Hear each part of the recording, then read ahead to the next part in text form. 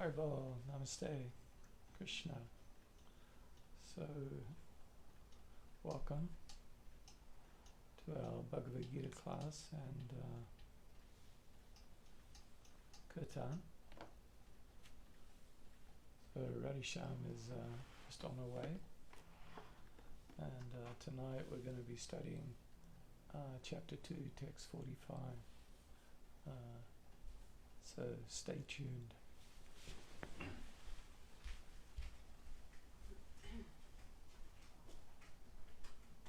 Did you do the intro?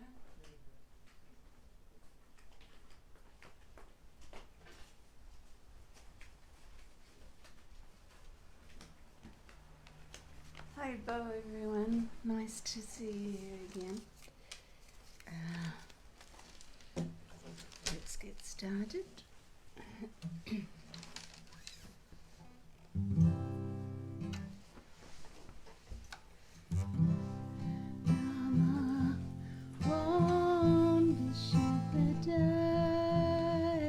Krishna Prastaya Bhutale Srimati Siddha Swarupananda Paramahamsa Iti Namine.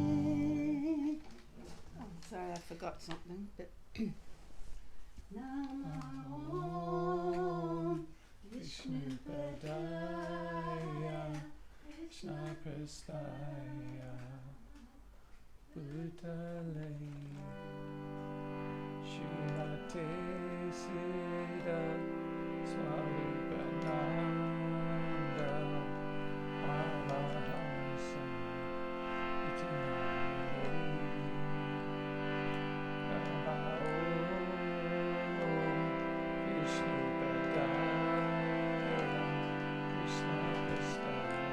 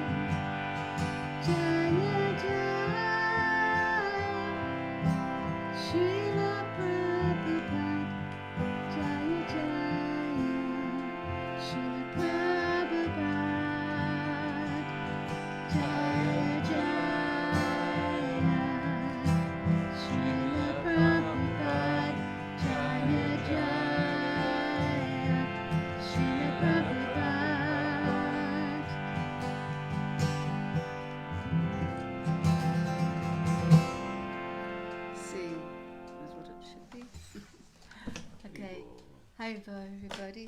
Thanks for coming. Jayam Vishnu Paramahansa Vairajika Satara Satashishi Mahachidaguru Siddhaswarupananda Srila Prabhupada Ki Jai. Jayam Vishnu Paramahansa Vairajika Satara Satashishi His Divine Grace Srila A.C. Bhaktivedanta Swami Prabhupada Ki Jai. Ananta Gaura Vaishnava Vrinda Ki Jai. Prem Se Kaho Shri Krishna Chaitanya Prabhu Nityananda Shri Advaita Gadadhar Shivasari Gaur Bhattacharya Ki Jai. Namacharya Srila Haridas Thakur Ki Jai. Nitai Goswell Mission Ki Jai. Navadvita Dhamma Ki Jai. Shishi Radha Krishna Gogopinath Shamakun Radhakun Giri Govardhana Ki Jai. Vrindavan Dham Ki Jai. Mathura Dham Ki Jai. Mayapur Dham Ki Jai. Ganga Mai Ki Jai. Jamuna Mai Ki Jai. Tulsi Devi Ki Jai. Bhakti Devi Ki Jai. Samaveda Bhaktivinoda Ki Jai. All glories to assembled devotees, Hare Krishna. All glories to assembled devotees, Hare Krishna. All glories to assembled devotees, Hare Krishna. All glories to Shri Guru and Shri Gauranga. Gaura Premanandi, Hare Hare Bol. Amagina Timarandasya Ganagana Salakaya Chaksu Run Militanyena Tajmai Shri Guruve Namaha. Shri Chaitanya Manobhistam Statpitam Yena Bhutale Swayam Rupa Kadamayam Dadati Swapadantekam Vandeham Shri Guru Shri Yuta Parakamalam Shri Gurun Vaishnavamscha Shri Rupam Sagrajatam Sahagana Raghunatham Vitam Tam Sajeevam Sadvaitam Savadutam Parijana Sahitam Krishna Chaitanya Devam Shri Radha Krishna Padan Sahagana Lalita Shri Vishakan Vitamscha Hey Krishna Karuna Sindhu Dina Bandhu Jagapate Gopisha Gopika Kanta Radha Kanta Namostute Tapta Kanchana Gaurangi Radhi Vrindavaneshwari Rishabhanu Sutta Devi Pranamami Hari Priye Vanchakalpa Turubhyascha Kripa Sindhu Bhaivacha Patitanam Pavenbhyo Vaishnavbhyo Namo Namaha. Shri Krishna Chaitanya Prabhu Nityananda Shri Advaita Gadadhara Shivasadi Gaur Bhaktivinoda Hare Krishna Krishna Krishna Hare Hare Hare Rama Rama Rama Hare Hare.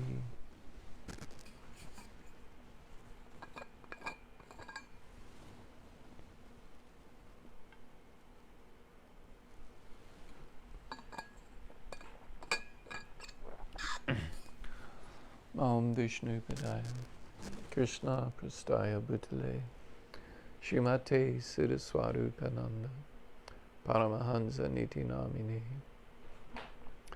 Namo Siddhaswarupananda Paramahansa Namine Gaura Karuna Swarupaya Radha Krishna Prastayate.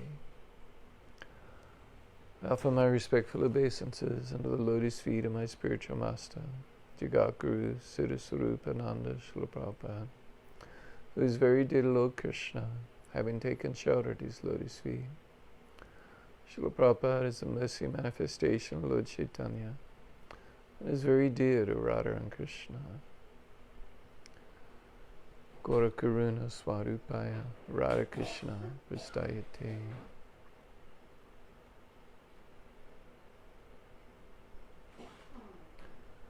And I offer my respectful obeisances to all the Vaishnava devotees of the Lord, We're like wish-fulfilling trees, able to fulfill all the desires of the falling living entities and are full of compassion upon them. Haribol, Namaste. Krishna.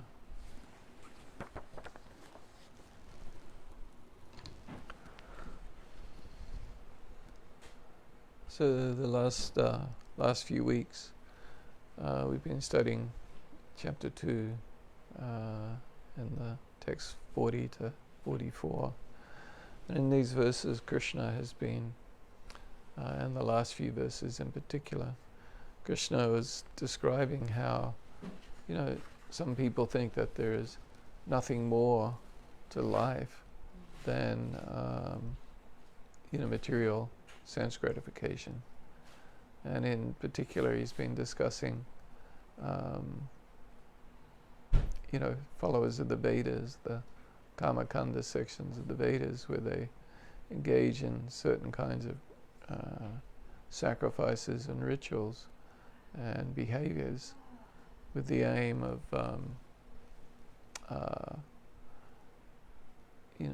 attaining entrance into Swaga, or the heavenly planets. And, they say that there is nothing more than this. That's how Krishna was describing their mentality. So this is the mentality of 99% of people in the world, that the whole aim of life is to get yourself into a better material situation, whether it's through getting a good job, or whether it's through getting married and having a family and then taking care of the family, or whether it's engaging in various religious practices as outlined in different religious or spiritual scriptures.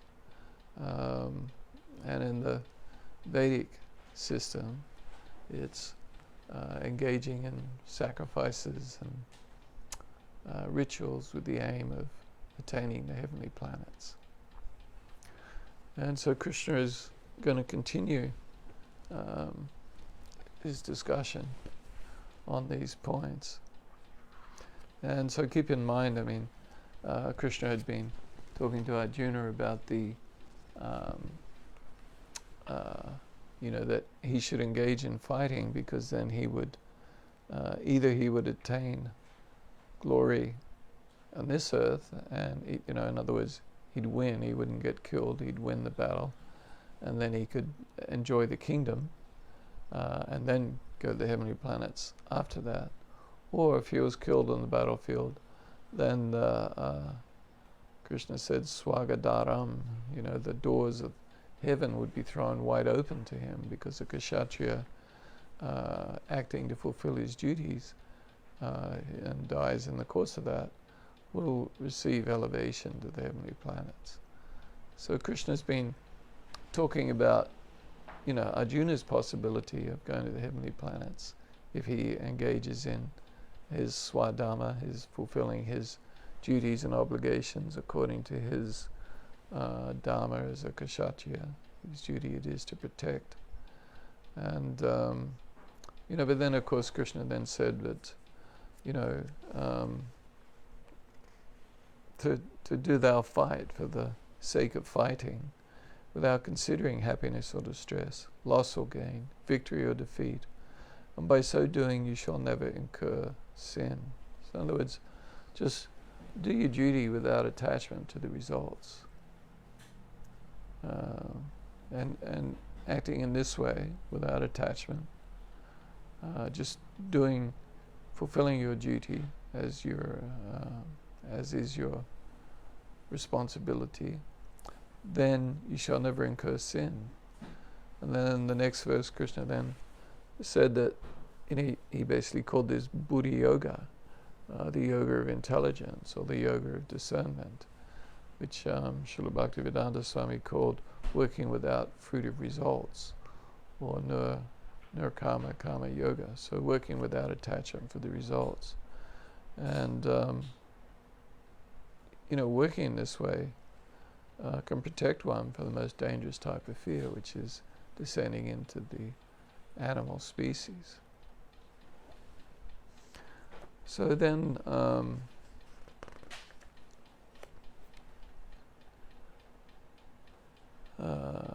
in 242 to 43, then Krishna said, men of small knowledge are very much attached to the flowery words of the Vedas, which recommend various fruitive activities for elevation to heavenly planets, resultant good birth, power, and so forth.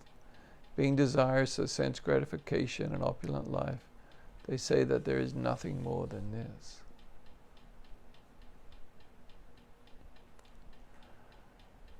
In the minds of those who are too attached to sense enjoyment and material opulence, and who are bewildered by such things, the resolute determination for devotional service to the Supreme Lord does not take place. So those who are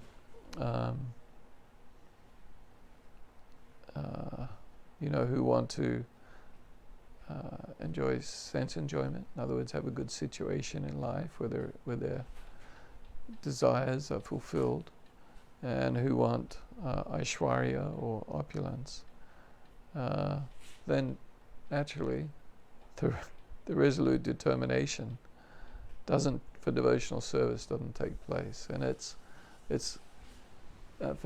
in most cases it's not even like a question of like, oh, I want I want to engage in devotional service to the Supreme Lord, but I just can't muster the determination to do it. In most cases, they're not even interested, right? It's not even a possibility. It doesn't enter their mind that this is what I should be doing, right? That I should be,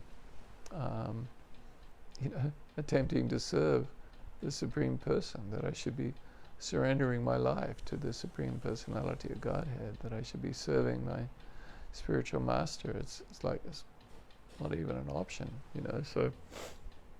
So they don't even get past base one, right? Square one.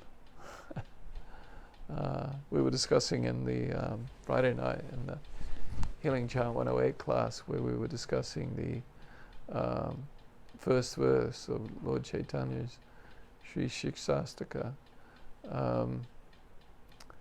and how Srila Bhaktivinoda Thakur has analyzed the Shikshastaka verses and verse 1 to relate to the 9 stages of devotional service. And the first stage being Shraddha, faith, the second being Sadhu Sangha, association with devotees, the third being Bhajana Kriya, taking initiation from a spiritual master, bona fide spiritual master, and engaging in devotional service. And anatha nivritti, the removal of anathas. And as anathas become removed, then one attains the stage of nishtha, which is steadiness or firm determination or firm faith. It's a thickening of faith. But here the people who are too attached to sense enjoyment and desire for opulence and are bewildered by such things, well, they don't even get to the Shraddha part. They don't have any faith in that there's any benefit in engaging in devotional service or giving one's life to the service of one's spiritual master. They don't see any benefit to that. They don't have any interest in it. They are obsessed with temporary gain, right? They don't have any realization that this body is temporary, that our life in this material dimension is temporary, and it doesn't lead to happiness. It's just a life of pretty much suffering. I mean, of course, there's some good spots along the way, but generally speaking, it's a life of difficulty, birth, diseases, old age, and death, and so on. I won't go through all the different reasons why it's a place of misery, but anyway, they don't see that, so they're just completely bewildered. They don't understand or appreciate that sense enjoyment won't satisfy them. They don't have any appreciation that being full of lust and lusting after sex enjoyment, that it won't satisfy them. They're just convinced it will satisfy them. That's all they're interested in. Growing up in Australia, it's like, that was all a lot of people could talk about, and it's like, well, hey, come on guys, it's not going to satisfy you, but anyway, it's obsessed with it. So anyway, so this is the situation that Krishna is describing. So then in tonight's verse, which is text 45, Krishna says, Traigunya Vishaya Veda Nishtray Gunyo Bhavar Arjuna Nirdwando Nichasattva Sto Nir Yoga Kishema Atmana Atmavan Traigunya Vishaya Veda Nishtray Gunyo Bhavar Arjuna Nirdwando Nichasattva Sto Nir Yoga Kishema Atmavan. The Vedas deal mainly with the subject of the three modes of material nature. O Arjuna, become transcendental to these three modes. Be free from all dualities and from all anxieties for gain and safety, and be established in the self. The Vedas deal mainly with the subject of the three modes of material nature.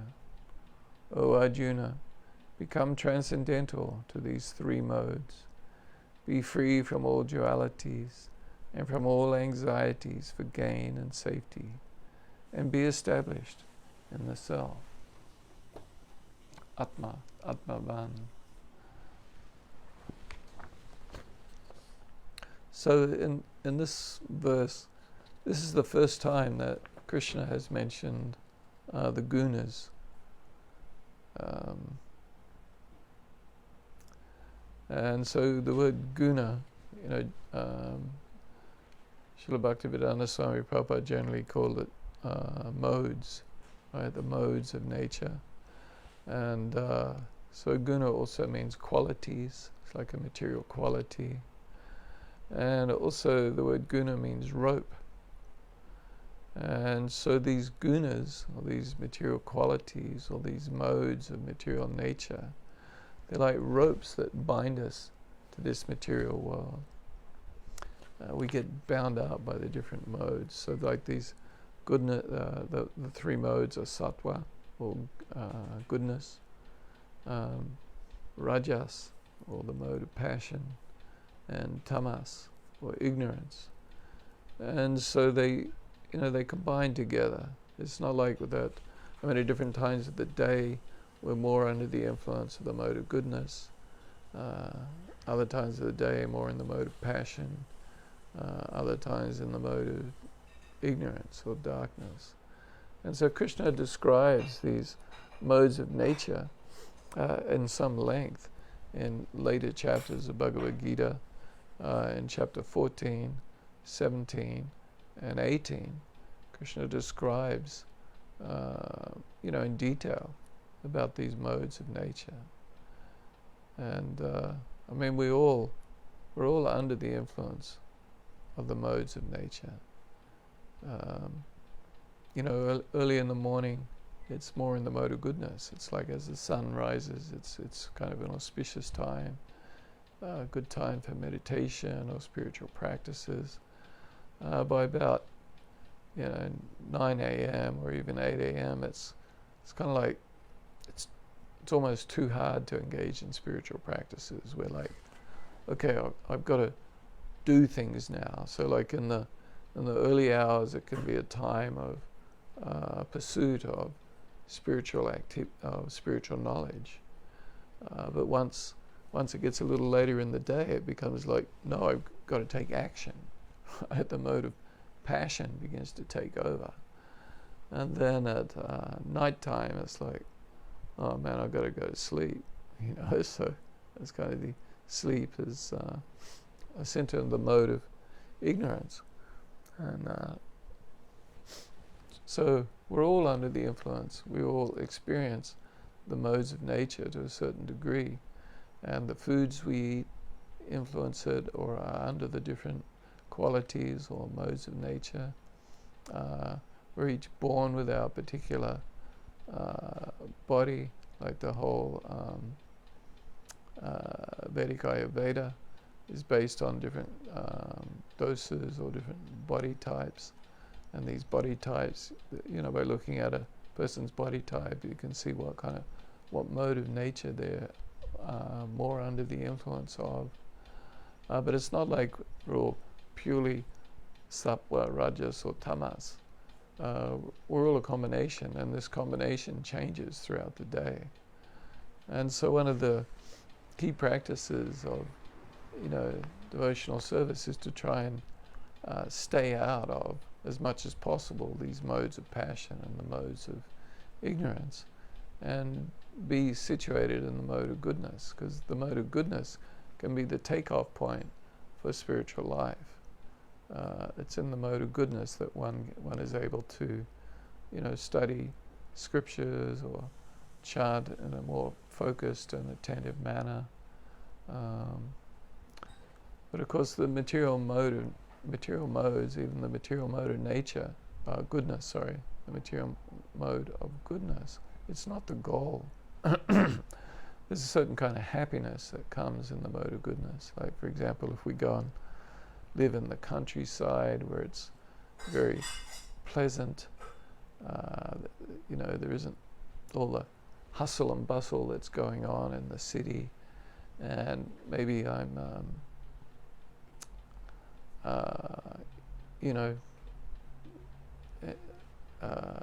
playing guitar nicely, or I'm reading spiritual texts, and so a certain amount of happiness is derived in the mode of goodness, and I can become attached to that happiness, and so that becomes like a negative.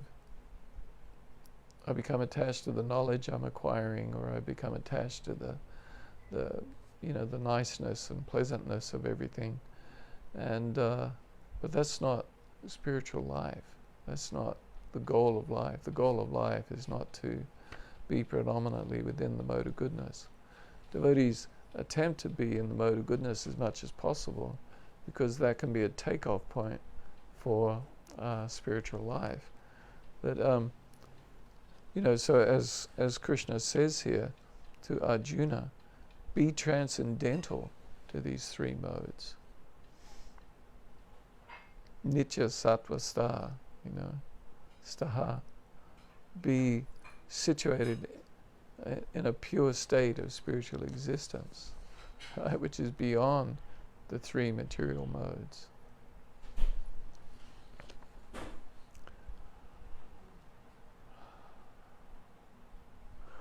Okay, so the first idea that Krishna says in these verses is Trigunya Vishaya Veda. So the Vedas deal mainly with the subject of the three modes of material nature.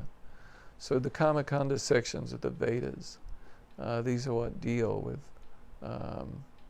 essentially they're about how to live in this world and gradually elevate oneself to the heavenly planets. Right? And Kanda means chapter or section. So the original Vedas are very much about sacrifice and ritual, and how to elevate oneself to the heavenly planets, to Indraloka. Right? So it's like, there's several stories in, or as Bhaktivedanta Swami says, not stories, fact, but there's several narrations in the Srimad Bhagavatam, particularly in the chapter about Maharaj Prithu, and he was engaging in a Asvamedha sacrifices, which is a horse sacrifice. And as Bhaktivedanta Swami Prabhupada is at pains to point out, that the brahmanas who performed these animal sacrifices, they had the power to ensure that the horse that was sacrificed was elevated to the heavenly planets. So they would test the power of their mantras in this way. And so anyway, but it's said that one who performs 100 of these Ashvamedha sacrifices is then eligible to become Indra, or the king of heaven.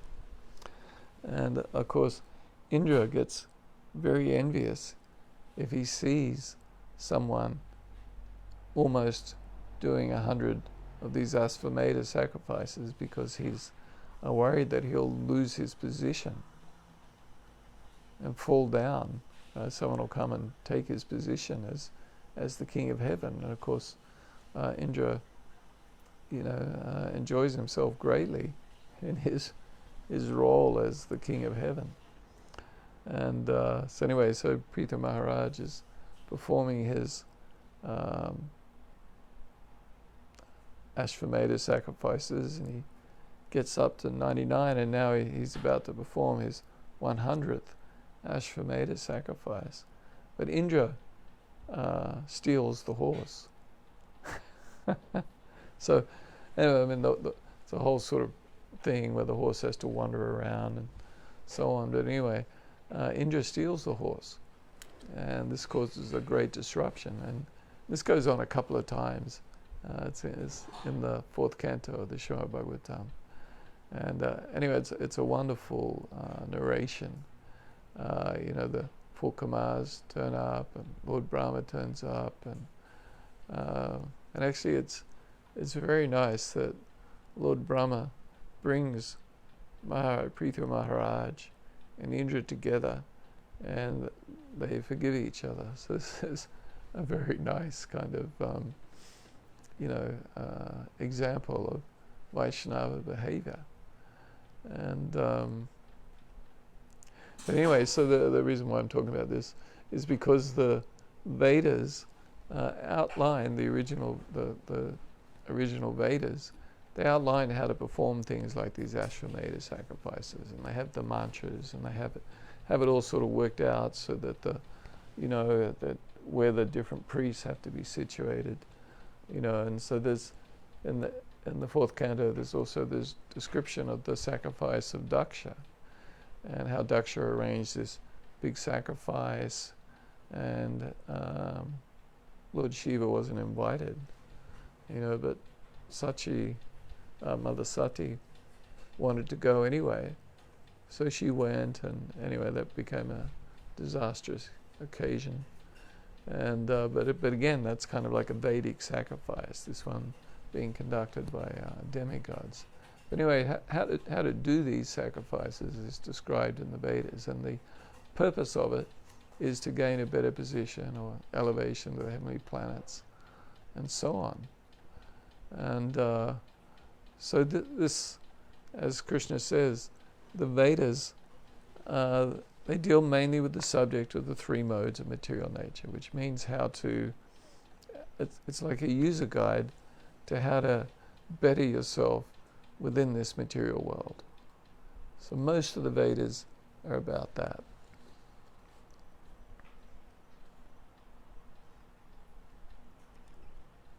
So Srila Baladev Vidyabhusana. So, in these commentaries here, and I'll go into them, but the point that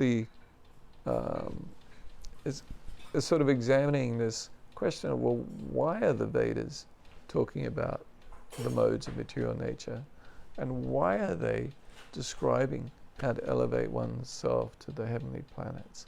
Why is this the topic of the Vedas? The Vedas are like,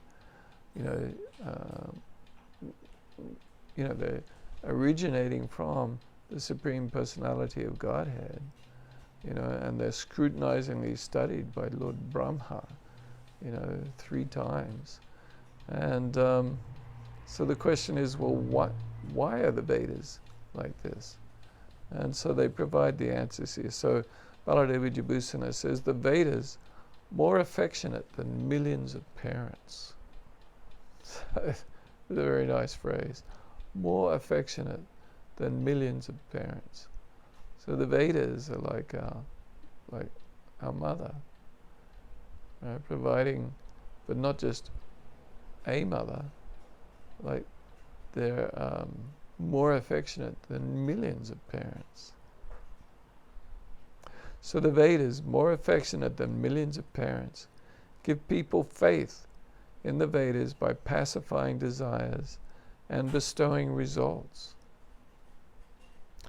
to people turned away from the Lord and who are bound to the gunas and are attached to happiness in sattva, rajas, and tamas produced by the gunas. So it's, it's a little like, Bhaktivedanta Swami used to give the example that, in the material world, so there's people who want to drink alcohol, or they want to eat meat, So the example of alcohol, so like, society knows, well, alcohol's bad, and so they regulate it. They control under what conditions you're allowed to drink alcohol. They has to be purchased from a licensed premises. You have to be over a certain age to be allowed to buy it, and things like this. And the government poses taxes on it to make it more expensive to try and discourage people from drinking it. So they regulate it. And the idea is that, by doing this, that people might start thinking, well, gosh, why is the government regulating it? And why are they discouraging it? And, so maybe they'll contemplate, well, maybe it's not such a good idea that I drink this alcohol. That doesn't seem to be working too well, of course. And it becomes just a money-raising effort, for the government. But so similarly, it's like people in the material world, they don't want to serve Krishna, but by their following the instructions of the Vedas, which are coming from Krishna, then this is beneficial for them. This is actually helpful for them. And I've discussed it a few times, just like in the Varnashram Dharma system, there is the process of marriage. The grihastha or householder ashrama. And this is beneficial for people to get married. It provides stability for the husband and the wife, and it creates a suitable situation for the raising of children. And it's kind of like the family is like the bedrock of society. And so this is Krishna's arrangement. Krishna has arranged the Varnashram Dharma system. And so whether one follows it because they want to be pleasing to Krishna, or whether they're just following it because they understand it's the right thing to do, it's the moral thing to do, it's pleasing to the Supreme Lord. This is the way people should be living their lives. And so this is beneficial, so they've benefited from it. And so the Vedas are like that. It gives different rules of how people should conduct their lives, and there's some incentive to conduct their life in a good way. There's incentives that, well, if you do all these different things and follow all these Vedic injunctions, then you'll get elevated to the heavenly planets. So it's like a reward. It's like an encouragement. People's like, you have kids. You want the kids to behave themselves and do the right things, so you incent them with some reward.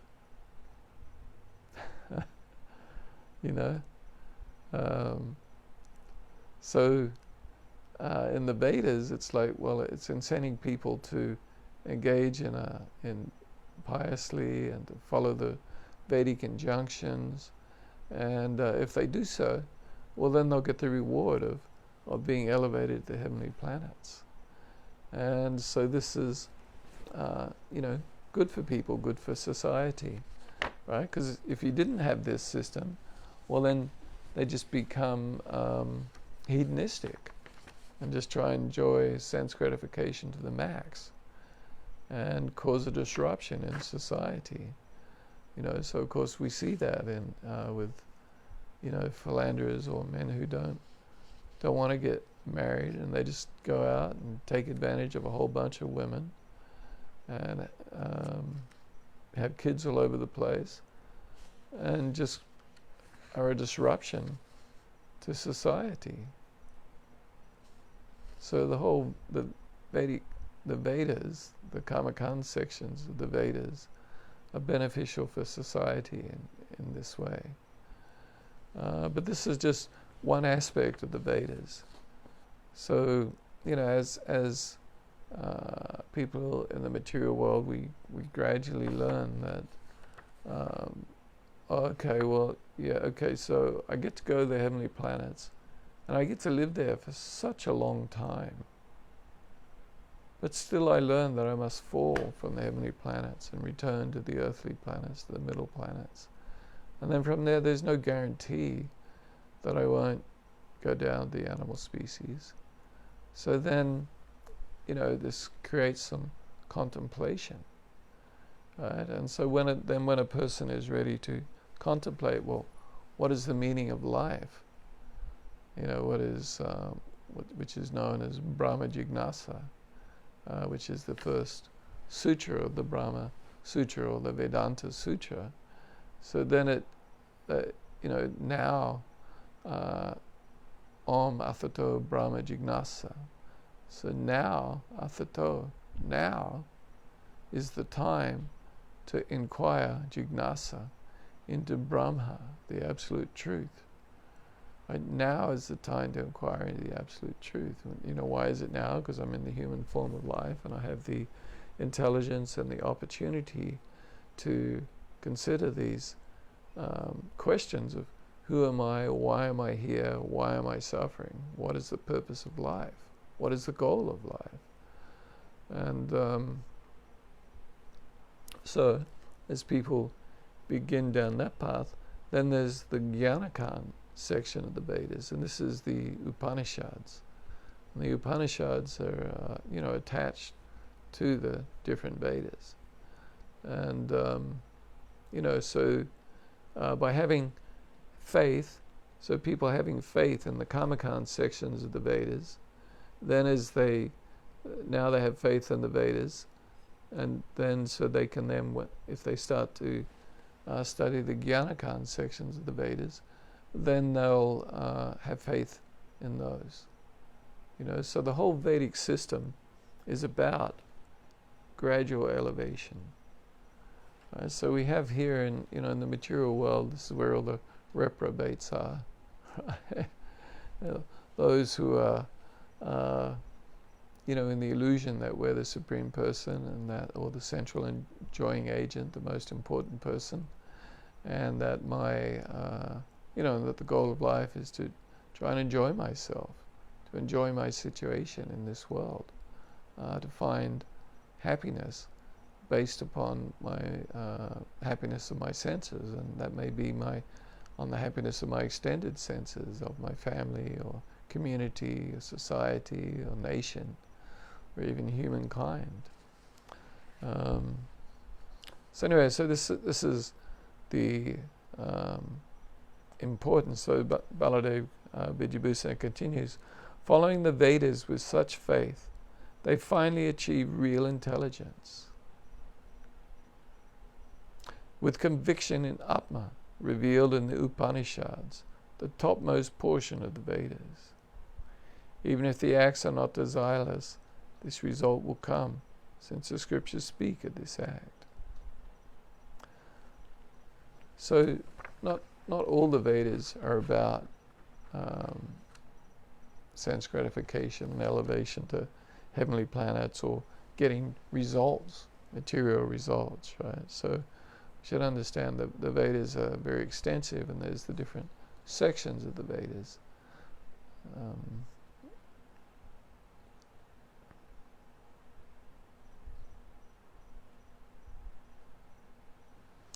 So Madhva Acharya describes that the Vedas give instructions about ameliorating the effects of these three modes of material nature.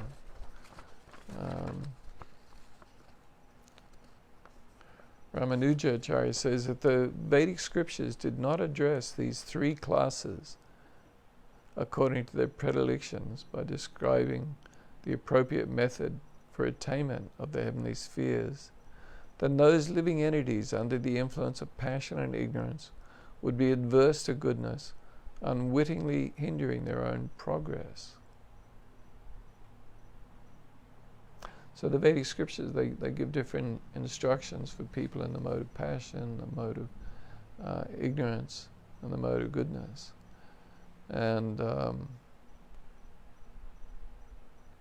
so by following the Vedic injunctions, then those in the mode of passion and ignorance can be elevated to the mode of goodness.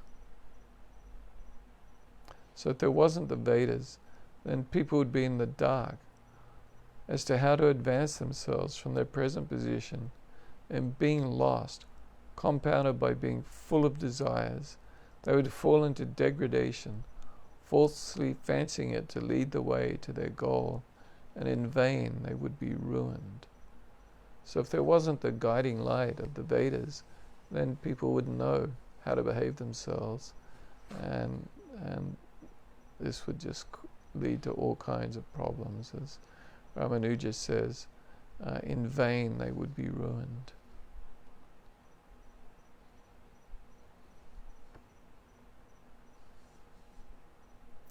So then Krishna's next point is Nashtra Gunya Bhava Arjuna. So, O Arjuna, become transcendental to these three modes. So be transcendental. So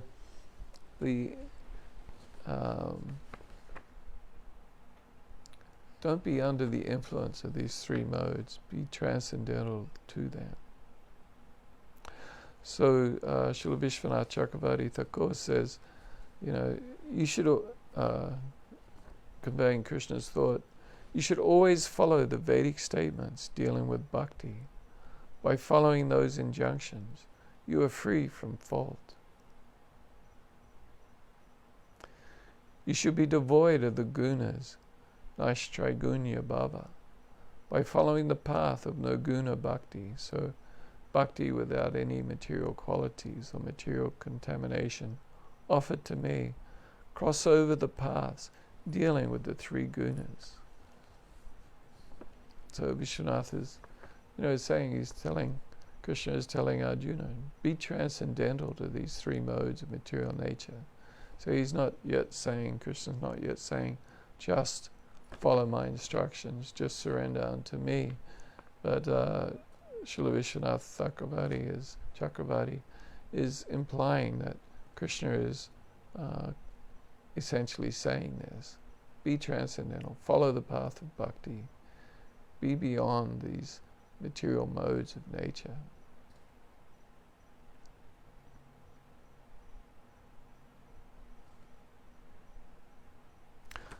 So Madhvacharya says the Vedic scriptures also contain confidential meanings as well. In other words, as well as the instructions for those who are in the modes of goodness, passion and ignorance, and how they can achieve the joys of heavenly spheres, there's also confidential meanings.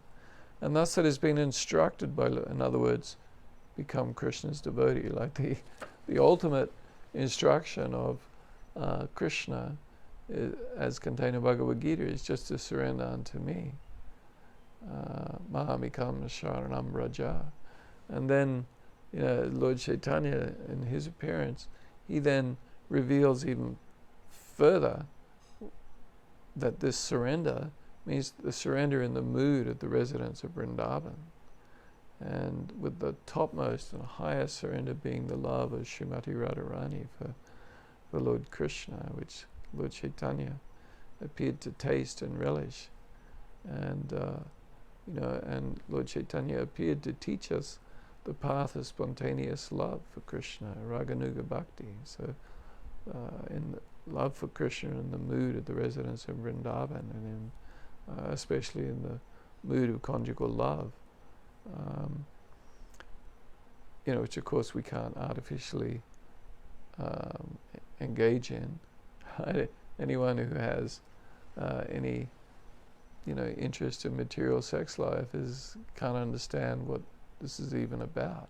And so if we find ourselves still engaged in thoughts of material sex life, well, then we can appreciate that, well, I'm not ready to, I can't have spontaneous attraction for Krishna in the mood of the gopis, because I'll just, if I'm covered by material lust, well, then it's just not possible. So we have to become purified of our lust.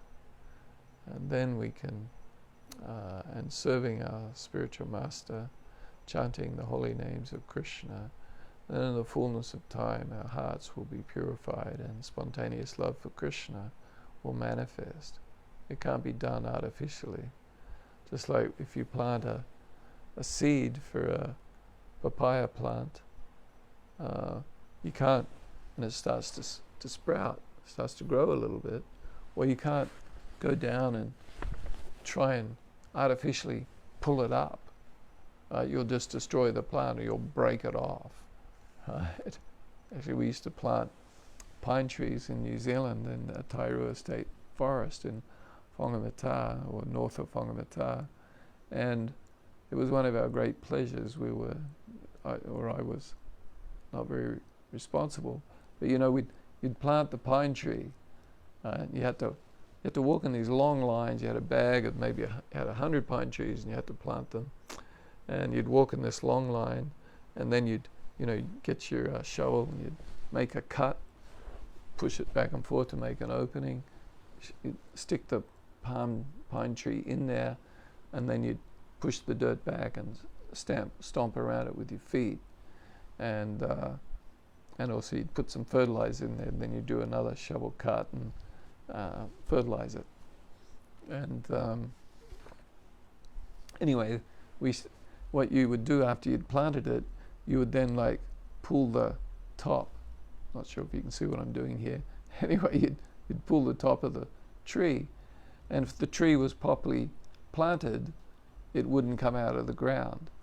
And if you pulled it real hard, instead of it coming out of the ground, the top of the tree would pull off. And so if you did that to a pine tree, that meant that instead of growing up straight, like a proper pine tree, so then it would become useful as a telegraph pole for building materials or whatever. So instead of that, it would grow like this, grow like that, big branches like that, and then it's a useless tree for the forestry. And anyway, being quite irresponsible, me and my co-workers, we took great pleasure in testing the trees and pulling the tops off them. Not sure why I'm confessing to this mentality, but anyway, the reason for this little story is we can't artificially try and be more advanced than we are. We are where we are in our spiritual life. We need to see where we are and take shelter in Krishna's holy names and our spiritual master, Srila Prabhupada, and follow his instructions, follow the instructions of Lord Chaitanya, and have full faith and confidence and patience and enthusiasm that in the fullness of time, then I will attain the goal of life, prema bhakti, for Krishna, and engage in a loving relationship with Krishna in one of the 5 rasas. But I can't do that artificially. So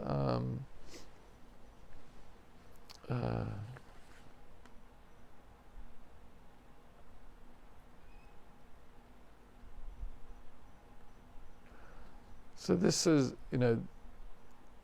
Krishna is saying, "Oh Arjuna, be transcendental to these 3 modes." So understand that bhakti is the ultimate conclusion of the Vedas.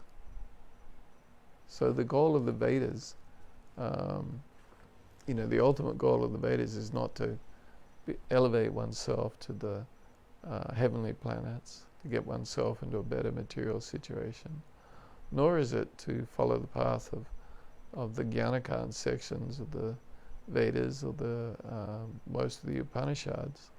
and seek to attain merging into the Brahman effulgence, to attain mukti or liberation from this material situation.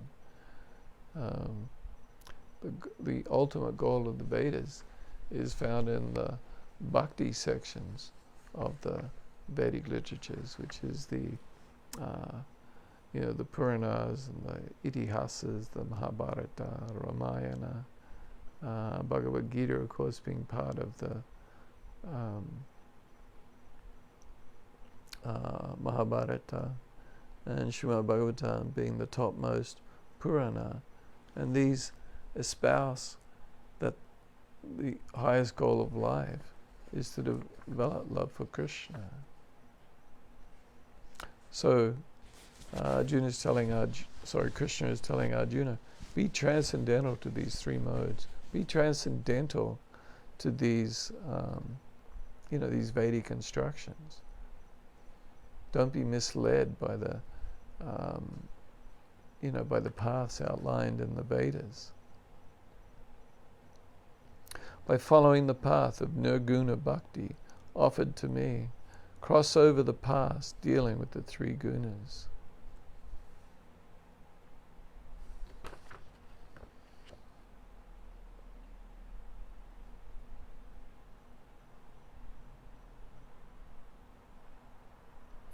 So be free from all dualities, no dvandaha. So Krishna, as I've mentioned several times, Krishna talks about this freedom from dualities. And the first time he spoke about it was in text 13, Matras Basas Tukanteya, Sitoshna, Sukadukadaha. Be equal in happiness and distress. It's just like the coming and goings of the winter and summer seasons. So Ramanuja says the word nadwandvaha means free from duality, devoid of any influence of material nature. One who is ever wedded to increasing goodness without any trace. There's a few different points there. So Keshava Kashmiri says, Lord Krishna explains, to be free from dualities like praise and blame, heat and cold, pleasure and pain. Being free from them means being unattached to them. And how is this to be done? By enduring them and becoming established in pure spiritual consciousness. Its characteristics is patience and endurance, uninfluenced by passion or covered by ignorance. One should always be tempered by patience, for one without patience is easily overpowered by passion and ignorance, and becomes uncontrolled and fearful in situations involving the three modes of material nature. So we should overcome the hindrances of passion and ignorance and maintain a balanced state of equilibrium.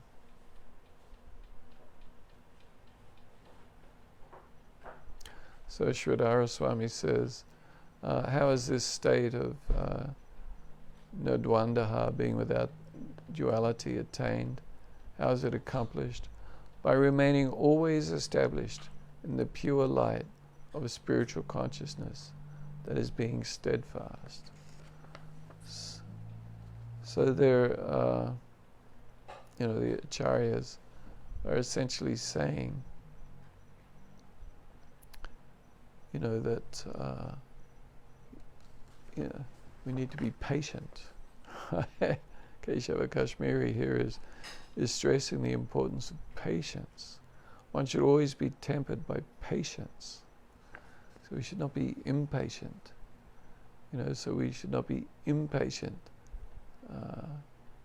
in our material dealings and in our spiritual life.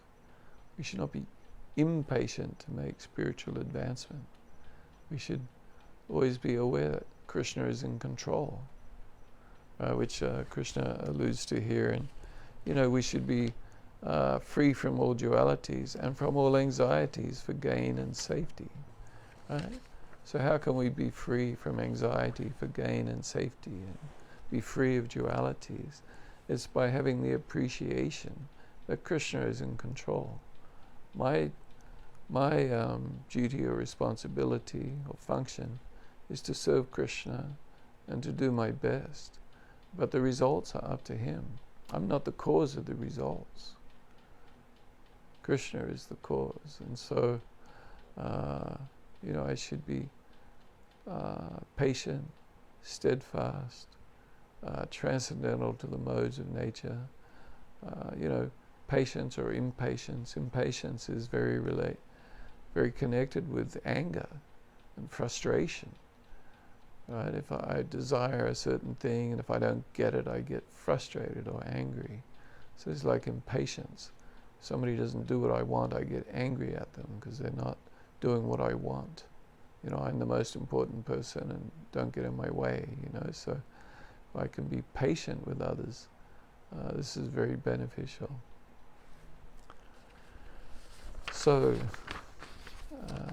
this is a very nice verse, and next week we'll continue on with text 46. So, thank you very much, and on Friday nights we'll be continuing our discussion of Lord Chaitanya's Sri Shikshashtaka prayers, and so thank you very much for joining us. Haribol, Namaste, Krishna.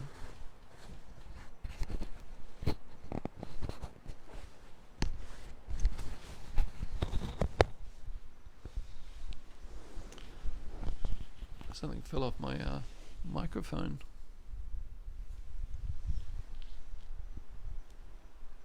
Oh, here it is. Okay, just put this